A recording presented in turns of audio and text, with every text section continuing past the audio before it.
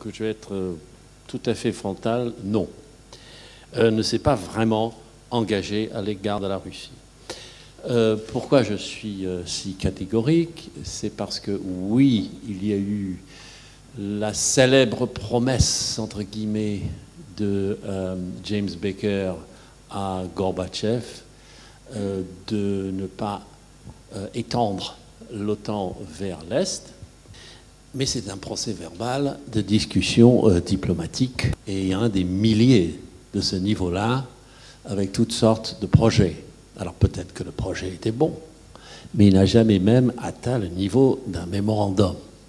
Donc on peut se demander que faisait la diplomatie soviétique, post-soviétique russe, d'être à ce point négligent vis-à-vis de cette promesse. Ah tiens, on nous a fait une promesse dans la salle, là, c'est bon pour 35 ans.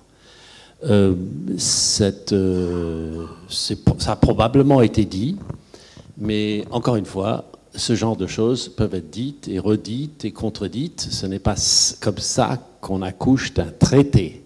Alors que déjà, les traités sont assez mal respectés, mais alors un procès-verbal de discussion, la main sur le cœur, je vous promets ceci et cela, ça ne vaut absolument rien dans le monde diplomatique. Mais alors ensuite, nous avons le bon vieux mémorandum de Budapest de 1994. En deux mots, c'est Grande-Bretagne, États-Unis, Russie, Ukraine. Signent ensemble le deal par lequel l'arsenal nucléaire ukrainien, c'est-à-dire la part ukrainienne de l'arsenal soviétique, était restituée à la Russie, État héritier de l'Union soviétique, en échange de la garantie des frontières, c'est-à-dire la Crimée.